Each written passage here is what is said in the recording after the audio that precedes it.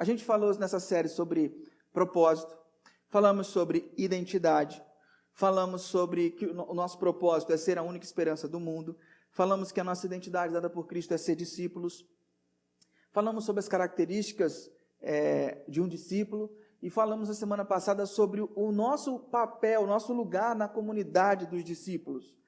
E tem um papel pelo lado de dentro, essa comunidade tem um lado de dentro, tem um lado de fora. Ok, hoje eu quero conversar com você sobre o compartilhar da fé. Como é que funciona esse negócio, né? A proposta de vida que foi lançada por Jesus, ela passa por um propósito, por uma identidade, mas esse propósito de identidade não se restringe apenas à nossa vida particular. Para chegarmos ao ponto da realização pessoal proposto por Cristo, temos que passar pelo compartilhar da fé. A gente não consegue se realizar como pessoa, ter a realização pessoal, se a gente não se integrar integralmente nesse processo de Jesus, nesse processo de se tornar discípulo e caminhar nesse propósito. E essa jornada, ela passa por um momento que é o compartilhar da fé. E isso, para algumas pessoas, é um grande tormento, porque algumas pessoas acham que não têm capacidade e habilidade para lidar com isso. Então, hoje eu quero compartilhar o texto, continuar a gente estudando o texto de Mateus, capítulo 10, do versículo 9 ao 33. Você pode abrir sua Bíblia, ligar sua Bíblia, acompanhar aí, ou você pode acompanhar aqui na tela também. O que esse texto diz? O que Jesus está dizendo para os seus discípulos? Depois que ele chega, comissiona, chama esses caras para ser discípulos, envia eles para perto de casa, só os perdidos da casa de Israel, ele continua discursando, ele continua falando para eles. Ele fala assim: não levem nem ouro nem prata, nem cobre em seus cintos, não leve nenhum saco de viagem, nem túnica extra, nem sandálias, nem bordão, pois o trabalhador é digno do seu sustento. Jesus, no meio desse discurso, e ele chega e fala para essas pessoas isso, é algo no mínimo impactante, porque Jesus está colocando eles numa fria, e está dizendo assim: vocês não vão levar nada, viu? Não se preocupe com o sustento de vocês, não se preocupe com essas coisas. Não se preocupem com o preparo, não se preocupem com o sustento. Deus sabe que vocês precisam e Ele providenciará. Você fala assim: nossa, pastor, você fala tão bem, você fala tão bonito, eu nunca vou chegar nesse nível, nunca vou conseguir fazer isso que você faz. Eu estudei para isso. Eu estudei para isso. Mas a pergunta é: Deus te chamou para você estar aqui no meu lugar? Se te chamou, você levanta a mão, porque eu vou te indicar para você fazer o seminário, para entrar todo o processo, porque se Deus te chamou, a gente vai botar você nesse ponto. Agora, se Deus não te chamou para você ser pastor e estar aqui na frente, então Ele não quer que você seja como eu faço. Ele não quer que você faça como eu faço. Ele quer que você seja você, Ele quer que você faça do seu jeito, Ele quer usar você com as suas condições, do seu jeito, com as suas dificuldades. E como eu falei na semana passada, tudo que Deus pede da gente, Ele providencia. Tudo que Jesus demanda, Ele dá.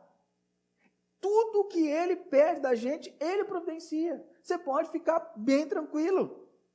Nós sempre achamos que não estamos prontos, que não dá para a gente. Se a gente estivesse nesse meio aqui, desses 12, e Jesus falasse assim: vão. Eu acho que talvez um deles deveria estar pensando duas vezes. Uns cariotes da vida, sabe? Devia estar. Mas como eles viram os outros, ninguém falou nada, sabe naquela vamos com todo mundo? E aí ninguém falou nada, eles foram. Ninguém falou, ninguém reclamou, mas também, beleza. Mas eu duvido que não teve dúvida, não teve medo nesse processo todo, nesse momento em que Jesus chamou. E se você estivesse lá, o que você falaria para Jesus? Não, Jesus, o negócio é o seguinte, você não está entendendo? Eu estava pescando até ontem, eu não tenho capacidade, meu negócio é outra coisa, eu sou estudante, ou, Senhor, eu não tenho essa capacidade, essa habilidade. A minha pergunta é: Jesus é sábio ou não é? Jesus é sagaz ou não é? Eu acho que sim. Então, sendo Jesus sábio, sendo Jesus sagaz, quando Ele convoca essas pessoas para irem, Ele sabe do potencial intrínseco que está em cada um. Quando Ele te convoca para ir, Ele sabe do potencial que tem na minha e na sua vida. Ele sabe que você tem potencial para fazer aquilo que Ele quer que você faça. E você não precisa temer. Não precisa ficar com medo. Ele sempre vai te dar as condições para cumprir a tarefa. E outra coisa que eu percebo nesse texto é que qual é o equipamento que eles estão levando? Bíblia de estudo, pergaminho com as anotações das falas de Jesus, com as instruções, nada. O equipamento para a missão somos nós. O equipamento que Deus quer usar somos nós. Ponto. Muitas vezes a gente fala assim, eu vou decorar, pastor, isso foi tão legal que você falou, que eu vou decorar, que eu vou falar lá no meu trabalho, porque tem alguém precisando ouvir. Não adianta decorar, fala o que vem do teu coração. Fala o que sai dentro de você. Você entrou em você, processou, agora coloca isso da sua maneira, do seu jeito. O equipamento da missão somos nós. Vamos caminhar porque hoje o texto é grande, hoje é textão. O que o texto continua dizendo? Jesus continua dizendo para eles, na cidade ou povoado em que entrarem, procure alguém digno de recebê-los e fiquem em sua casa até partirem. Ao entrar na casa, saúdem-na. Se a casa for digna, que a paz de vocês repouse sobre ela. Se não for, que a paz retorne. O que eu entendo que Jesus está querendo dizer com isso? Que a missão demanda caminhar com pessoas. Demanda você caminhar lado a lado com pessoas. Não demanda você chegar num lugar, abrir, falar um monte de conceitos e ir embora, deixar a bomba para estourar lá. Jesus não diz, fala assim, entra numa casa.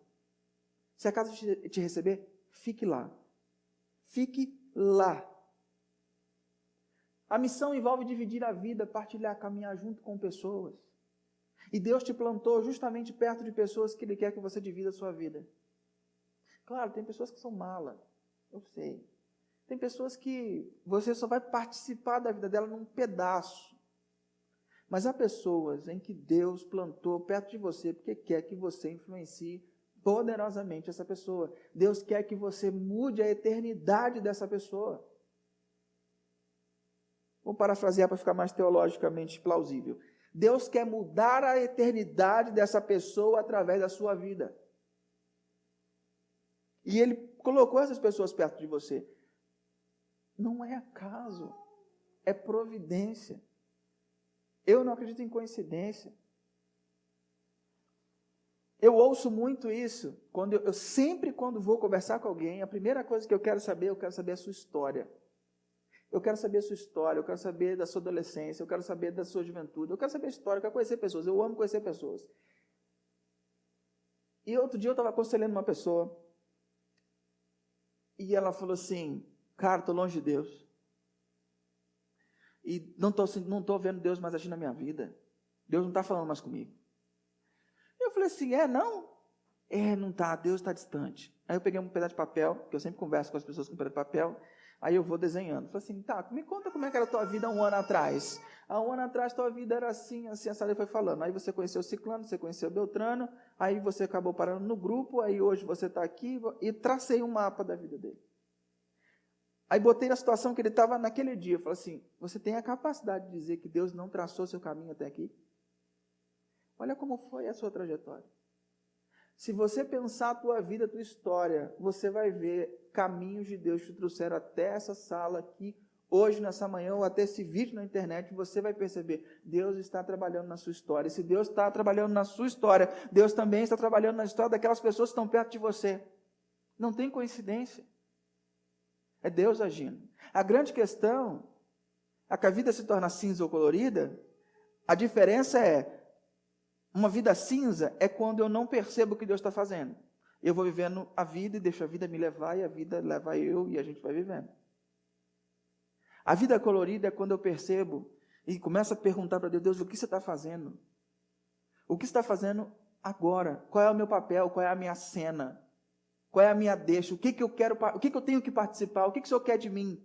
A vida se torna mais colorida, porque as pessoas te tratam mal, você não leva só como ofensa para você, você leva como um processo em que Deus está trabalhando. As portas fechadas, você não enxerga como sendo caminhos bloqueados, mas sendo caminho de direcionamento de Deus para você ir para outro caminho. As provações que você passa, você não enxerga que o mundo não ama você e que ninguém mais gosta de você. Você começa a enxergar que Deus está trabalhando e forjando o teu caráter. Você começa a ver Deus agindo nas coisas, você não fica só olhando para o seu próprio umbigo. Faz sentido isso para você ou não? Para mim faz muito sentido.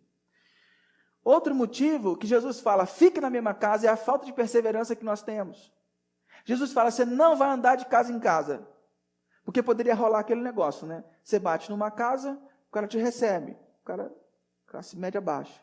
Aí vem na cidade, o abastado da cidade, fala assim, não, fica lá em casa.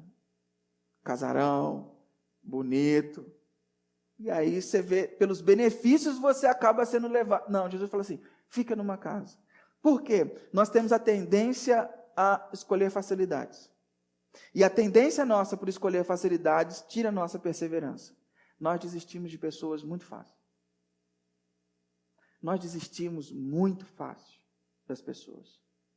E esses caras tinham que ficar naquela casa. Se aquela família fosse difícil, não interessava. Você tem que ficar nessa casa. É a ordem do mestre. Fica naquela casa. Não interessa. Deus nos envia a pessoa de todos os tipos que Ele sabe que nele teremos a competência de desenvolver essa tarefa. Jesus não fala, não fiquem em hotéis, fiquem nas casas.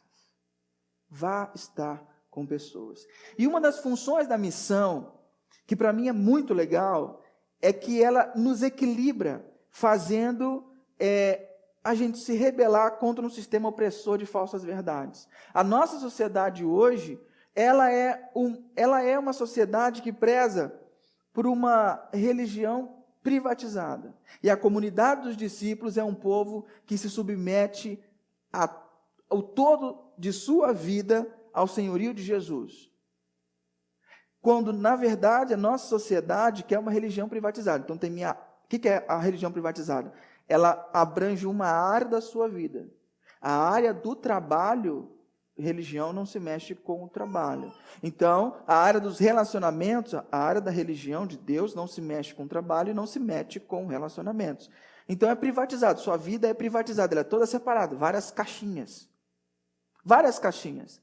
E isso explica a incompatibilidade de uma ética cristã na vida de algumas pessoas que vão à igreja, mas nos seus negócios arruma sempre um jeito de sonegar imposto, trai o seu cônjuge, o seu namorado, o seu parceiro, e vem na igreja dizendo que Deus é fiel e que a gente precisa aprender com Deus.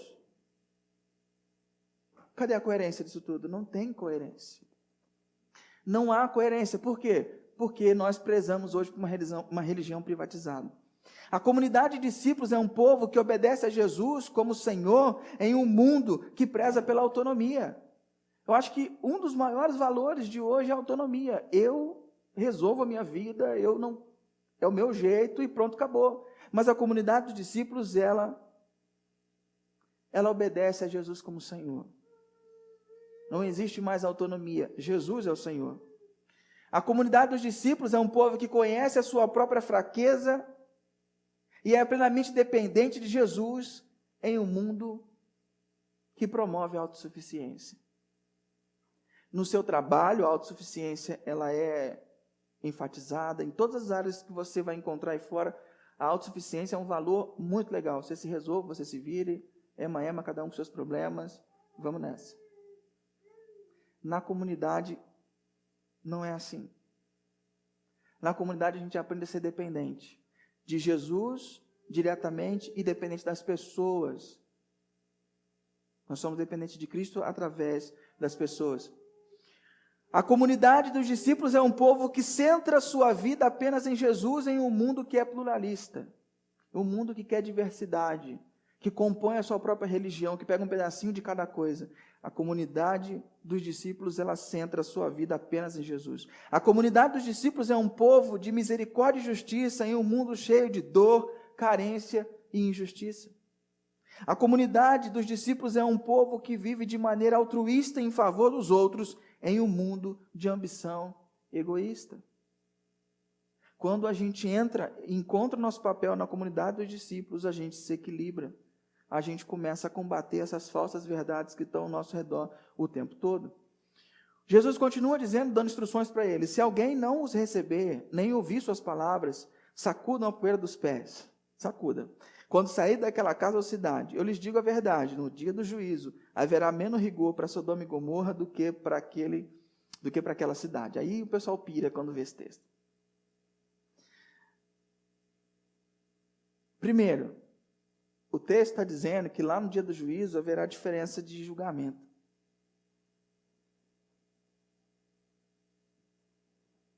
Como é que entra isso na nossa cabeça? Ele está dizendo que uns vão ter mais rigor no julgamento do que outros. E aí a gente fala assim, mas Deus trata todo mundo igual. Não. Ele está dizendo que não. Que até para o inferno tem escala de temperatura. Ele não está dizendo que Sodoma e Gomorra vai ser salvo, está dizendo que quem não recebeu a palavra vai ter mais rigor do que Sodoma e Gomorra. Isso é bom que a gente comece a conhecer um pouco mais do caráter de Deus e desfaz essa ideia, algumas ideias, algumas narrativas falsas que foram colocadas na nossa cabeça. Outra coisa que esse texto me mostra é que a gente vai ter que aprender a lidar com a rejeição. Quando a gente está como discípulo de Jesus, vai ter momentos que a gente vai ser rejeitado. A rejeição é algo difícil de lidar, mas Jesus está dizendo que nós a teremos. Nós corremos o risco da rejeição, mas o valor sagrado que as pessoas têm vale a pena. O potencial que vai ser ganho na vida dessas pessoas vale a pena a gente arriscar. A melhora na vida dessas pessoas vale a pena a gente arriscar. Vale a pena a gente arriscar ser rejeitado, porque se não formos rejeitados, a melhora vai ser muito grande. Há possibilidade da gente ofender pessoas fazendo a missão? Há, só se a gente não fizer direito. Se a gente não fizer direito, haverá a possibilidade da gente ofender pessoas. E como é fazer direito? Mais na frente ele vai ensinar para a gente. E outra coisa da rejeição que eu acho muito importante é que muitas pessoas confundem a rejeição com a proposta do evangelho com a rejeição de si. Quando a pessoa rejeita a sua proposta, rejeita que você convide ela para estar com Jesus, ela não está rejeitando você, ela está rejeitando a Jesus.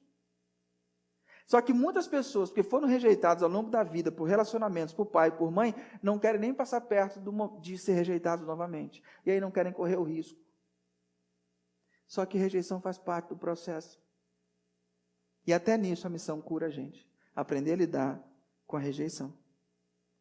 Jesus indica uma saída discreta, sem alarde, para aquela cidade, para aquelas pessoas que não receberem. Vai sair, sacuda a poeira do seu pé e vai embora. Sem alarde, sem ficar bravo com quem não recebeu, tranquilo, não é inimigo mortal, não tem problema algum. Eles prestarão contas a Deus. Essa é a instrução que ele está dando para os seus discípulos. E aí o texto continua. Eu estou enviando como ovelhas entre lobos. Portanto, sejam prudentes como as serpentes e simples como as pombas. Tenham cuidado, pois os homens os entregarão aos tribunais e os açoitarão nas sinagogas deles. Por minha causa, vocês serão levados à presença de governadores e reis, como testemunhas a eles e aos gentios. Mas quando os prenderem, não se preocupem quanto ao que dizer ou como dizer. Naquela hora lhes será dado o que dizer, pois não serão vocês que estarão falando, mas o Espírito do Pai de vocês falará por intermédio de vocês. Cara, você precisa entender uma coisa. Você é a única Bíblia que algumas pessoas vão ler. Perceba isso. Você é a única Bíblia que algumas pessoas terão oportunidade de ler. Nossa, pastor, agora você colocou um peso nas nossas costas, hein? Caramba! Mas é pesado mesmo. É pesado, é verdade. Às vezes, você vai ser o único contato que essa pessoa vai ter na vida, com a espiritualidade, com a vida com Jesus. E existe uma falsa narrativa muito grande. A falsa narrativa é que somente algumas pessoas são capazes de compartilhar a sua fé. Isso é mentira. Tem pessoas que têm mais facilidade de compartilhar a sua fé, mas a narrativa verdadeira é que todo cristão compartilha a sua fé. E como que ele compartilha a sua fé? Com atos e com palavras. Não é só com atos e não é só com palavras. Assim como a oração, o compartilhar da fé também deve ser aprimorado. Como é que a gente compartilha com atos? Como é que a gente pode compartilhar a nossa fé com atos? Ora, todos compartilham sua fé com seus atos. Todo mundo. Aonde você vai, você está mostrando para as pessoas, independente se ela sabe se você é cristão ou não. Só que você tem a possibilidade de compartilhar a sua fé de forma positiva ou negativa. Nós somos chamados não para sermos pessoas perfeitas, sem falhas, não é isso. Mas somos chamados para ser testemunho da história de Jesus. Esse é o nosso chamado. Não é para ser perfeito. Não é para você ser o Cristo vivo, sem falha nenhuma. Não, não é isso. Mas você é chamado para testemunhar a história de Jesus. Então, a forma como você vive conta. A forma como você lida com as pessoas no seu trabalho conta. A forma como você afasta as pessoas conta. Porque Jesus não ficou conhecido pela dureza do seu coração. Jesus não ficou conhecido por falar a verdade à torta direito. Jesus não ficou conhecido por ser turrão ou cabeça dura. Jesus ficou conhecido e atraía as pessoas por causa do amor que ele manifestava. E um amor exigente, não era um amor condescendente. Mas era o amor de Jesus que era diferencial na vida dele. E muitas vezes nós, no nosso ambiente de trabalho, onde nós somos plantados, nós somos mais defensores da verdade do que do amor. Mas não tem que defender as duas coisas? Tem. Mas a partir do momento em que falar a verdade vai ferir o coração de alguém, cala a sua boca. Ame a pessoa. Por que você acha que tem que enfiar a verdade goela abaixo das pessoas? Há um momento certo para cada coisa. Então, calme, demonstre amor. Acolha as pessoas. Jesus, ao mesmo tempo que acolheu Pedro, depois que ele negou 3 vezes, fez um churrasquinho de peixe para ele, deu pão e falou, estamos juntos, Pedrão. Da mesma forma, num momento ele falou assim, afastado de mim, Satanás. Jesus sabia a hora de ser duro e sabia a hora de abraçar e de acolher. Mas tem gente que só vive pela verdade. A espada todo tempo. Só que o problema é que se você vive pela espada, você também morrerá. Porque quem vive atrai esse tipo de comportamento para cima de você, não atrai amor. Nós somos chamados. A forma como você vive é o que os cristãos mais antigos chamavam de dar um bom testemunho. Dar um bom testemunho. Não pega bem para um cristão certo tipo de comportamento. Não pega bem para um cristão ficar indo atrás de certas facilidades. Não pega bem. Não é legal. Por quê? Porque você não está carregando só o seu lado financeiro, os problemas que você está carregando. Você está carregando a imagem de Jesus, você está carregando a história de Jesus. Você é uma Bíblia viva, você está carregando isso. Então, pera lá, a gente tem que começar a ter mais cuidado com o nosso comportamento. Cuidado com... A Bíblia fala que você pode beber? Fala. A Bíblia fala que você não pode se embriagar. Quantas vezes a gente vê pessoas, cristãos, que estão lá sentados numa mesa, todo mundo equilibrado, mas tem um que desce a lenha, que mete o pé na jaca. Não pega bem, cara. Não pega bem. Está dando um mau testemunho. Percebe? Então a gente tem que começar a cuidar. Mas é viver em função do outro? Não. Não. É viver em função de Jesus. Não é viver em função do outro. Não é o que o outro não comanda o meu comportamento. Não é o que fica bem para o outro que eu vou me comportar dessa maneira. Muito pelo contrário, vai ter momentos que você vai se comportar como Jesus ensinou e que vai agredir as pessoas, mas é o certo, você tinha que fazer, pronto, acabou. Mas, Rodrigo, tem muita variável, como é que eu faço isso? Tem que ter tempo com Jesus, oração da manhã, oração da noite, né? Gastando tempo com Deus, você vai sendo formado à imagem de Jesus. Há aspectos subjetivos e que a Bíblia abre precedente para isso, tá? Que é, algumas pessoas entendem que não faz bem para a minha vida, meu pai era alcoólatra, então eu não bebo. Beleza, ótimo, não beba. Outras pessoas não têm esse problema. Beba, tranquilo, sem problemas. O que eu não posso é fazer da minha regra para todo mundo. Ok?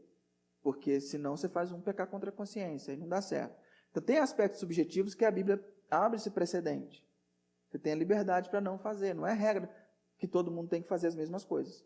Ok? Mas você tem que entender como é que essa dinâmica funciona. Eu não posso implantar essa regra para todo mundo.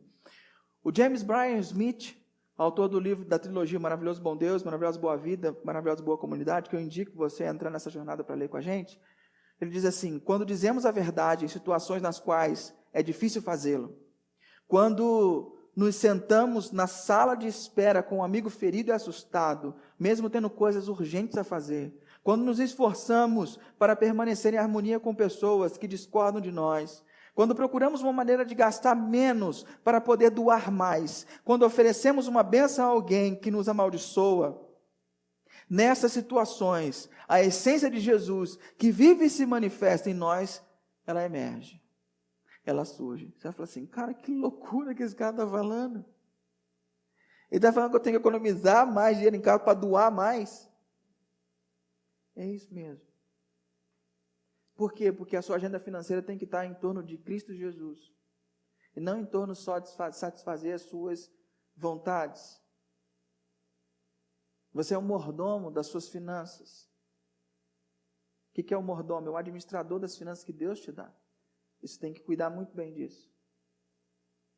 E Deus dá o que é necessário para você viver e dá o excedente para você expandir o reino, para você abençoar pessoas. Então a gente tem que ficar muito esperto com isso. Na mensagem que eu mandei no grupo, não sei se quem ouviu, que eu mandei a mensagem do Bill Hybels, que eu mandei no grupo, que era para a gente ouvir. Alguém ouviu? Teve tempo de ouvir? A mensagem era de 1h50. Não, 1h50? É grande para burro, é 1h50, porque é traduzida. Ele conta uma história muito legal. Realidade americana, ok? É uma mensagem para você ouvir fazendo alguma coisa, não é para você parar e ficar olhando. Né? Bota no fone de ouvido, vai viver a vida. E ele conta um negócio muito interessante, que ele fala assim: realidade americana, a igreja dele, Estados Unidos, outra naipe, tá? Aí ele fala assim: eu estava na igreja, e de repente veio um cara super bruto, mecânico, cutuca, põe o dedo no meu peito, assim, e fala: pastor, eu entreguei minha vida para Jesus tal dia assim. Aí o Bill Hybels fala assim: é mesmo? Fica espantado com o cara. E eu quero me envolver mais com essa igreja. E ele empurrando o Bill Hybels para trás. Né? Será que vai ser uma boa ideia? Ele pensando, não falava. E aí esse cara falou assim: eu sou mecânico. E eu acho que a gente tem muita gente rica aqui nessa igreja. E eu vejo sempre esses ricos trocando de carro. E o Senhor deveria falar para esses ricos não ficarem entregando os carros na concessionária. Eles deveriam doar os carros na igreja para o pessoal mais pobre.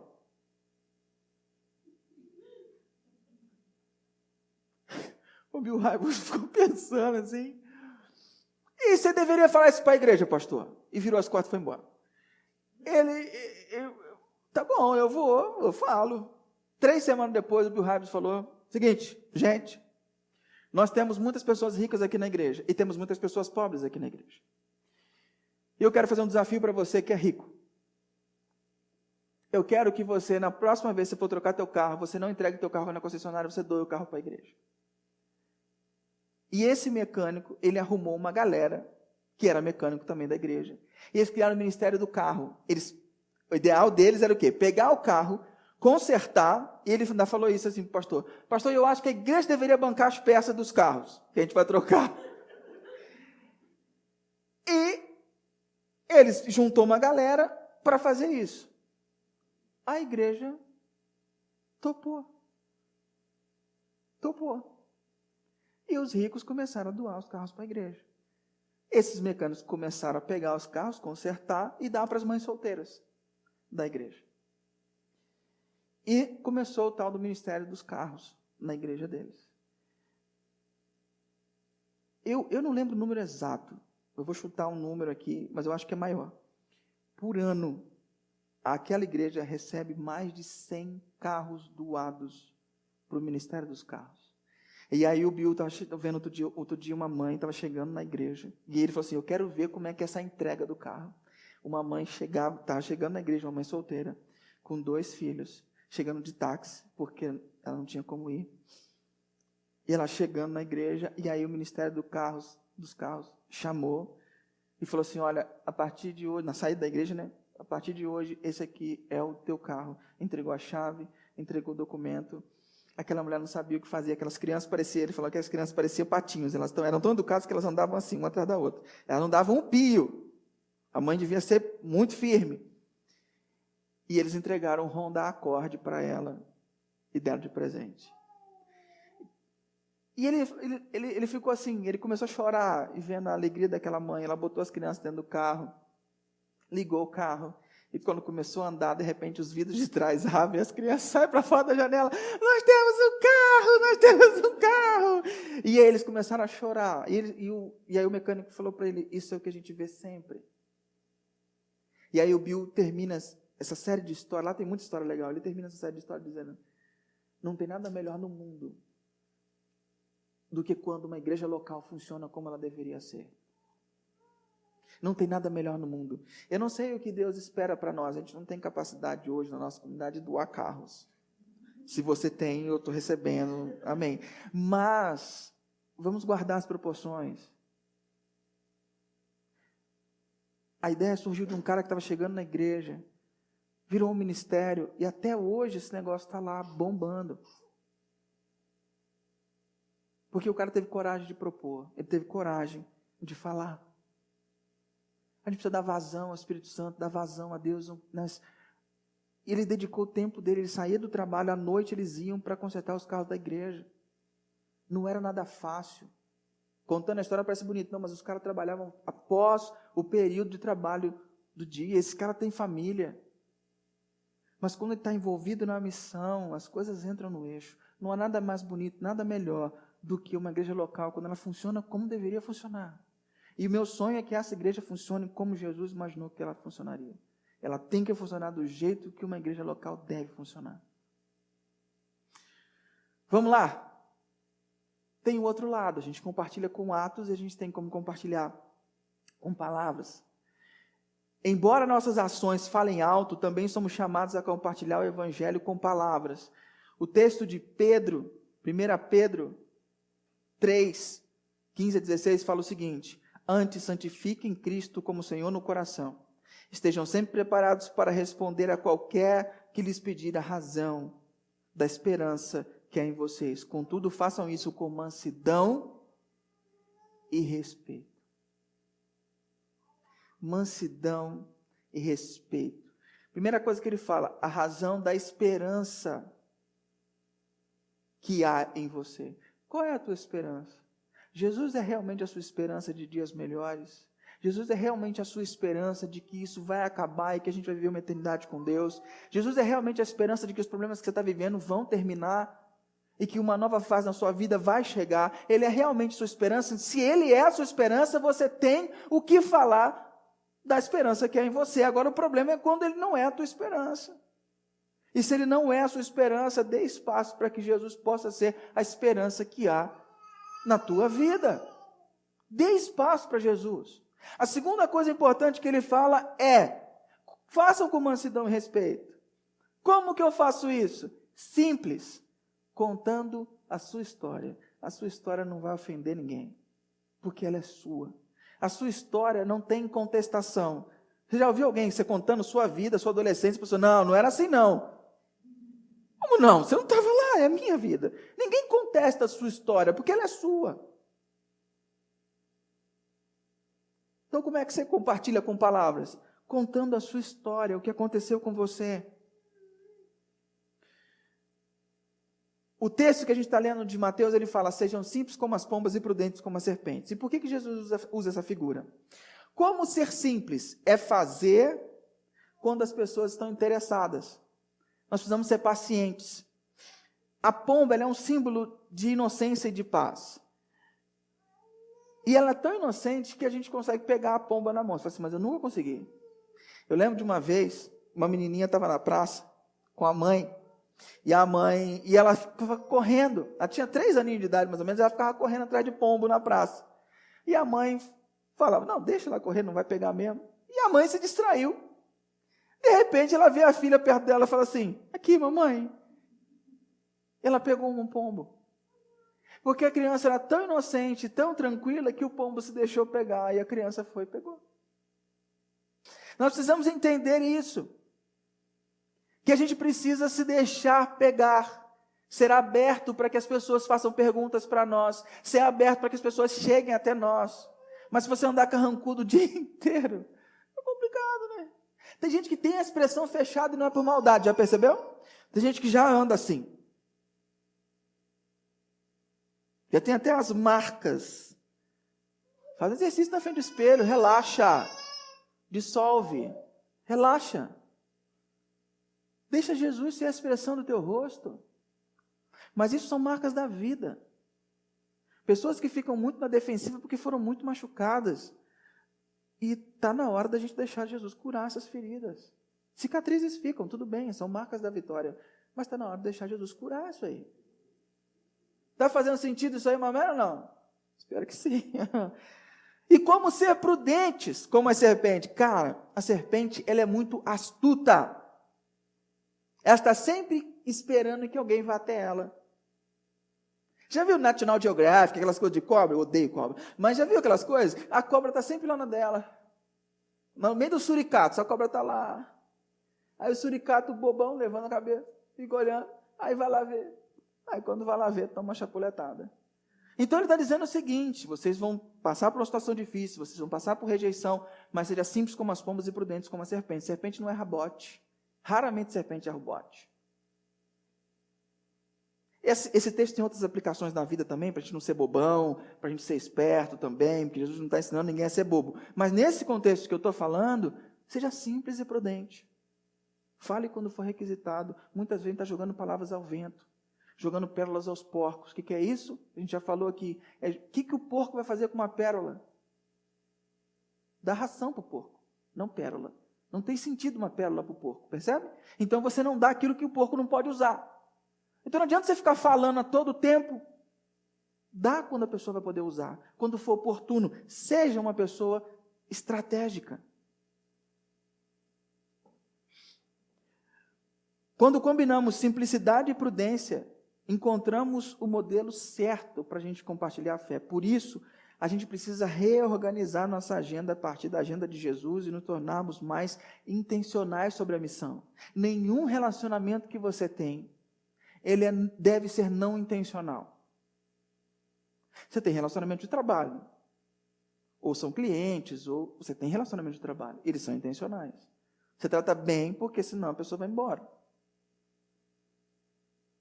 Agora, se você é um discípulo, sua agenda é reorganizada pela missão de Jesus, todos os seus relacionamentos têm que ser intencionais.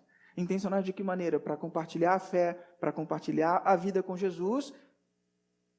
E se a pessoa já conhece Cristo, qual é a intenção nesse relacionamento? Crescermos juntos à imagem e semelhança do nosso Criador.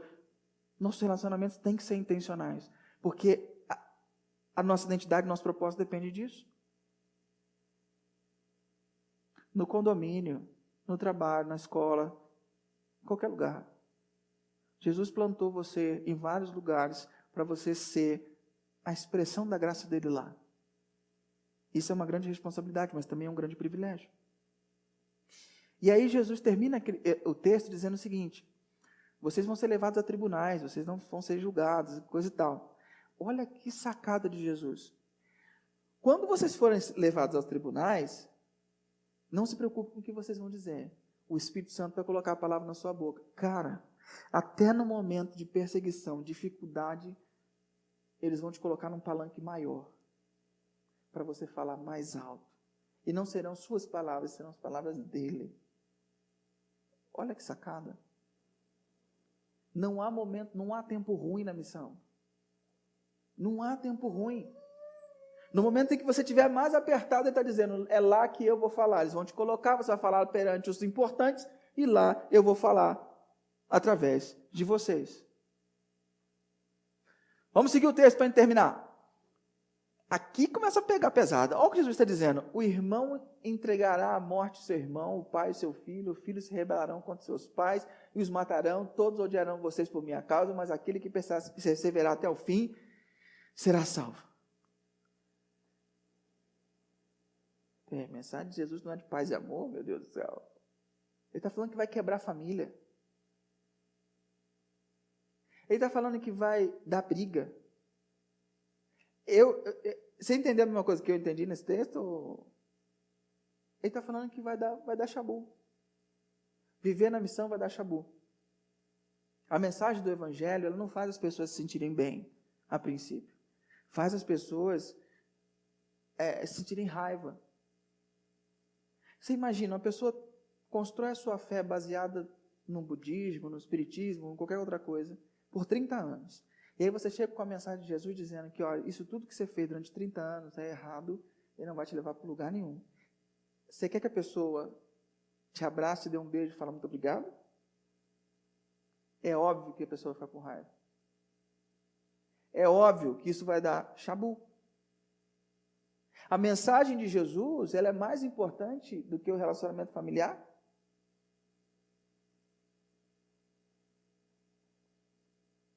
Em alguns casos vai dar complicação.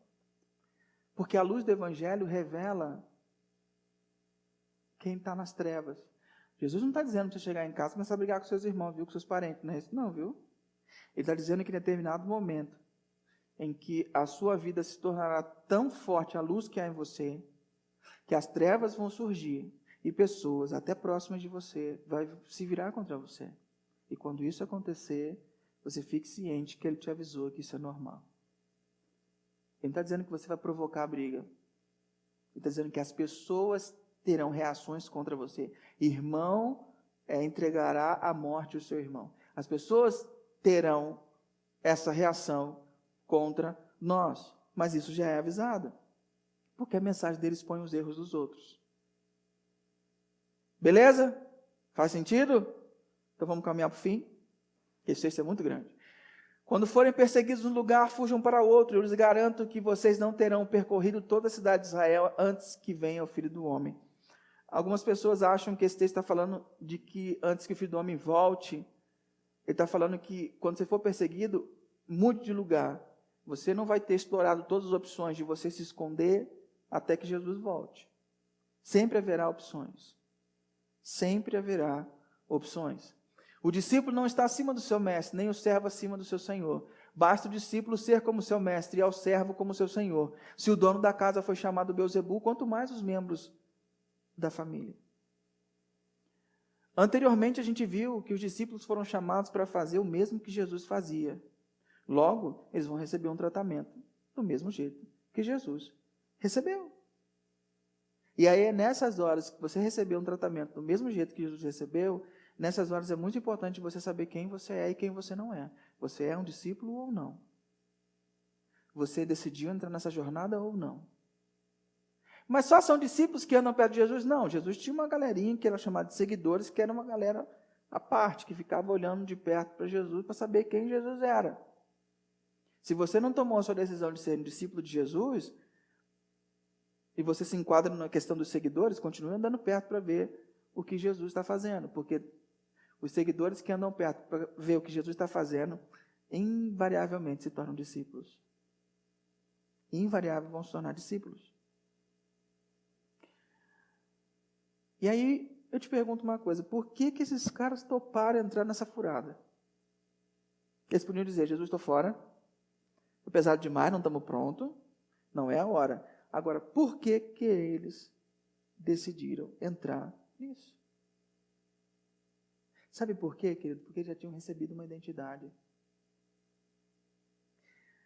A identidade vem antes do comportamento. Eles se comportam assim porque eles já tinham uma identidade, eles eram discípulos. Na nossa vida hoje, as pessoas definem sua identidade, a gente já falou muito sobre isso, pelo comportamento que elas têm. O que elas fazem indicam quem são. Jesus não. Jesus indica primeiro quem eles são. Vocês são os meus discípulos. E a consequência de serem meus discípulos é fazerem isso. Eu não faço isso para ser discípulo, eu sou discípulo e por isso eu faço isso. A minha identidade é que demanda a minha ação, não é a ação que determina a minha identidade. E essa identidade era tão forte, tão forte, tão forte, que esses caras levaram isso para o túmulo, cara.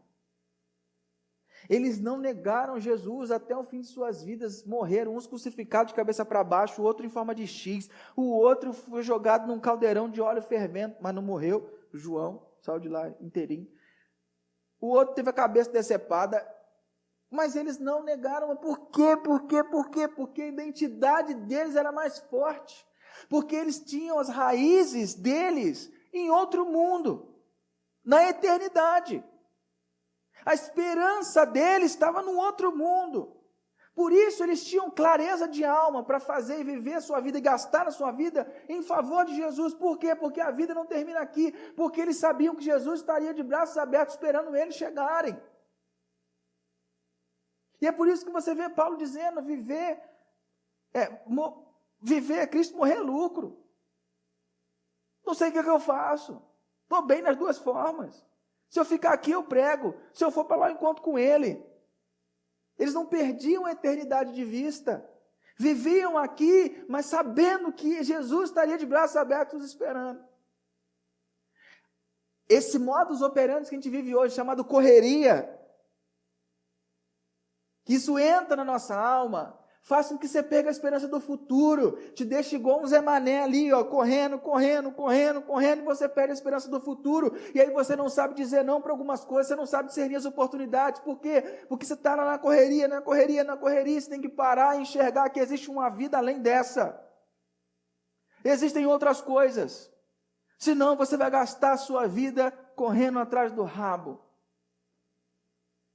E isso não dá certo. Você vai gastar 30, 40 anos da sua vida e vai olhar para trás e vai falar assim, não era isso que eu imaginava ser quando eu crescesse.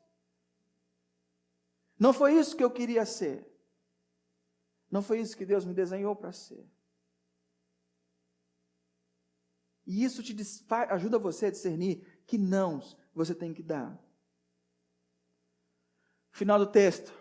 Jesus conclui, e depois que ele diz isso, então quando ele usa a palavra portanto, é uma conclusão. Então, portanto, por causa de tudo isso que eu te falei, que o bicho vai pegar, a família vai estar contra a família, vocês vão ser perseguidos, que a coisa vai...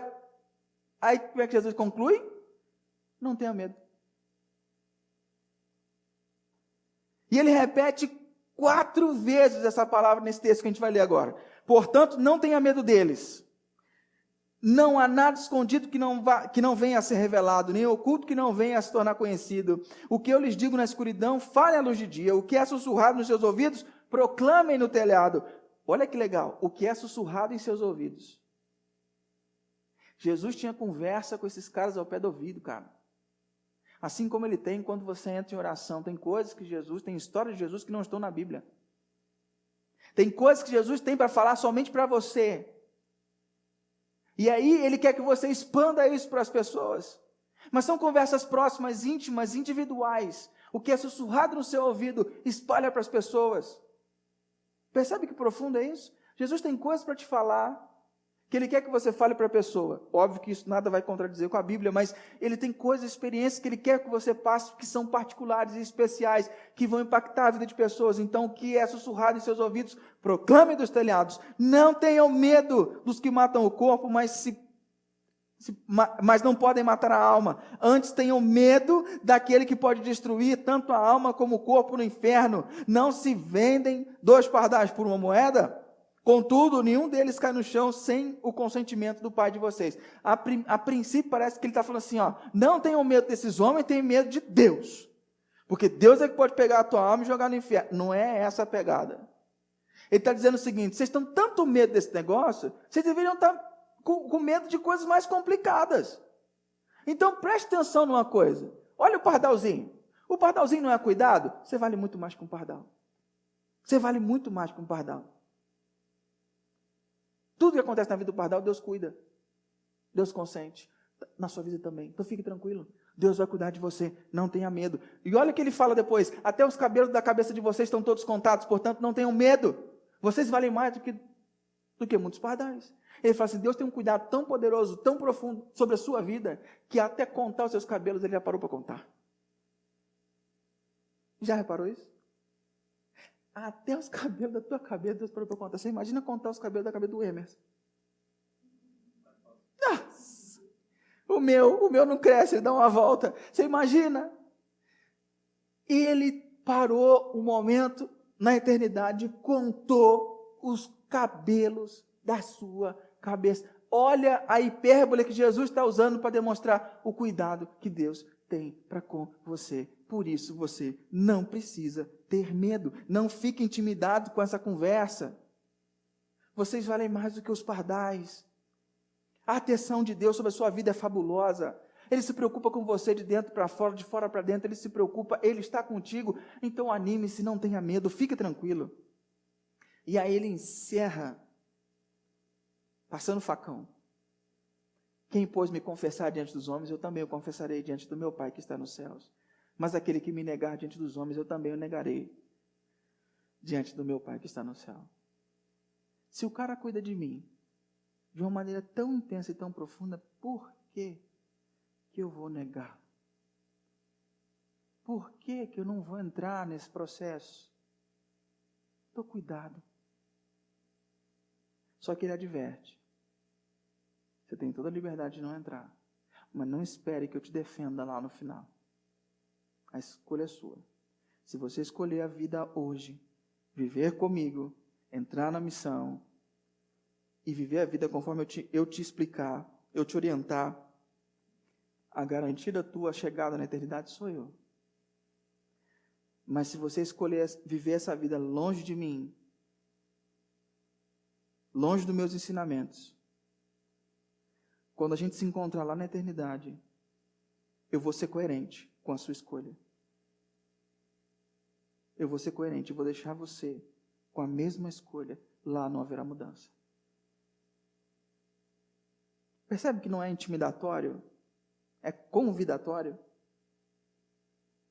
Se você decidir viver essa vida comigo, eu garanto para você, você vai chegar lá. Eu vou estar lá te esperando de braços abertos. Agora, se você não quiser viver a vida comigo, eu vou te respeitar. E lá também eu vou respeitar a sua decisão. E vou dizer lá que você não quis viver comigo. Essa é a grande questão da nossa vida. De que forma a gente responde a isso? É um chamado constante. É um chamado para ser discípulo. É um chamado para entrar na missão. É um chamado de Jesus que nos convida e nos dá toda a garantia de que o caminho pode ser doloroso, mas eu vou te ensinar, eu vou colocar palavras na sua boca, eu vou te acompanhar, eu estou cuidando de você o tempo todo, você não estará sozinho. Vamos orar? Feche seus olhinhos, fique a sós com Jesus, nós vamos orar. Pai querido, nós queremos refletir sobre essa palavra. E eu peço humildemente, Pai, que só fique no coração da tua igreja aquilo que for do teu coração. Que aquilo que eu falei, que é meu, que não permaneça. Mas faça o nosso coração queimar e arder por aquilo que o Senhor nos está chamando. Convoca-nos para uma nova vida. Mexe com a nossa zona de conforto. Ajude-nos a devolver a vida que o Senhor conquistou para nós como uma oferta de amor ao Senhor. Em nome de Jesus. Amém.